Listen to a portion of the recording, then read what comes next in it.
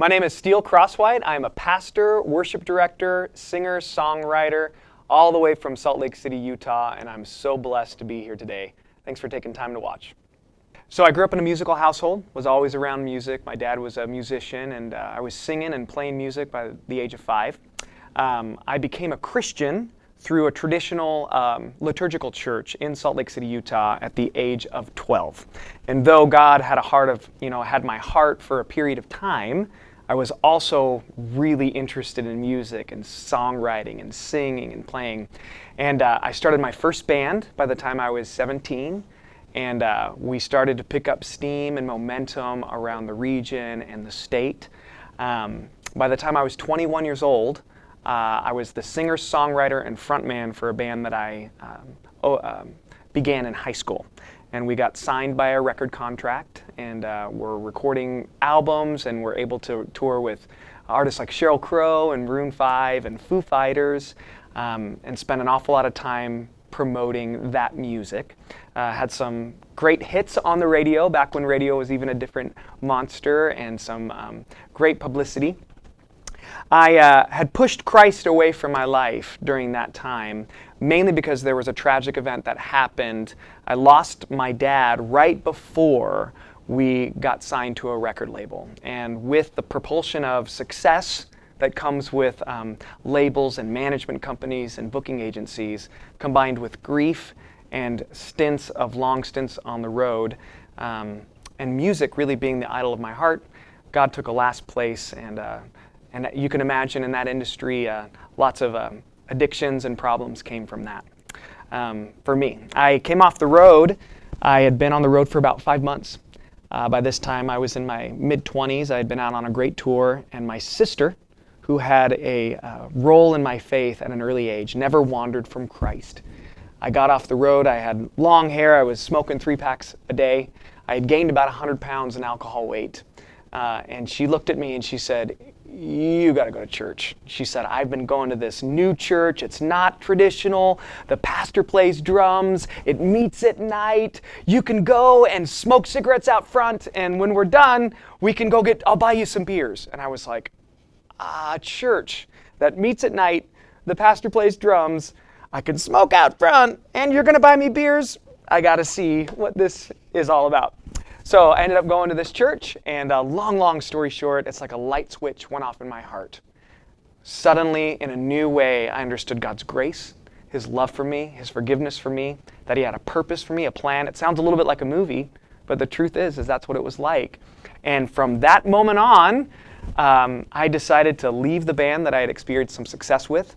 God gave me a heart for the local church in Salt Lake City, Utah, of all places, and to take the gifts that He's given me in music to help people see the glory of God, but also to use that musical gift as evangelism in some small way in our church in Utah. It's the least evangelical state in the country, under 3%.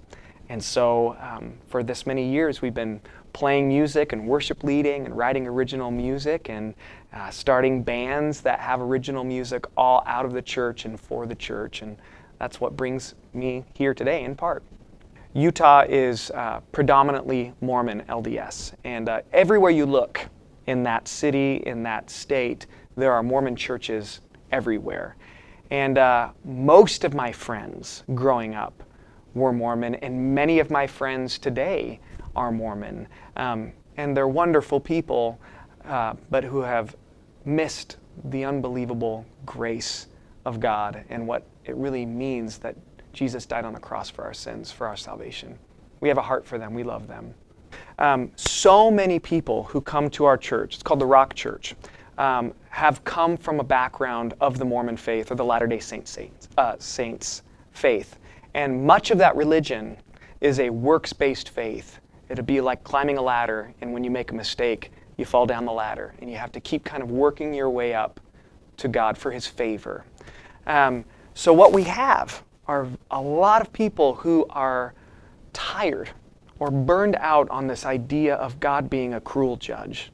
And they don't want that religious system that they've grown up in or they're fatigued by. And so we have a great outreach to this whole community of people that want Jesus and have heard about Jesus, but don't want all of that dogma and shame. And so we open up our doors and say, come as you are. Come right now. No matter what, if you are still Mormon, you come on in and we'll talk. If you have shame, God has answers for that. If you have questions, you come on in. And so it's not a confrontational atmosphere. It is very much a, you are welcome here. Let's talk about Jesus and see how he can change your life. And that's been incredible. For the past 20 years, we've been doing that. Yeah, so in 2003 is when I recorded the first worship album I had ever had for the church. And it's been going as a progression since that time. I really have felt that the Lord has placed on our heart, my heart as a pastor and many of the pastors' hearts, that the best bands in the world should be coming out of the local church and singing about Christ and be committed to the local church. And inside of that story, we have lots of different bands with lots of different sounds. And so we are still discovering what that means in our ministry. We have a desire to reach as many people as we can with a tool of music. It's not the only tool, it's a tool he's given us to bring attention to what God is doing in Utah. And so we are open to partnering with many companies and people and churches that can further that message. And so as far as where we are in the musical journey, we are discovering it a year at a time, sometimes a day at a time. But our heart would be to get as many people, as much reach as we can through our tool of music to say, guess what? This music's about Jesus and it blesses the church, but it's happening in Utah. And you should see what God is doing here, because people are coming and they're getting saved and they're meeting the grace of Christ. Yeah. So if that means touring, we'll do it. If it means making albums, we'll do it. Going to churches, we want to do it. So you can find us on therockmusic.org or the Rock Church in Draper, Utah, experiencetherock.com. You can find our music on all digital platforms.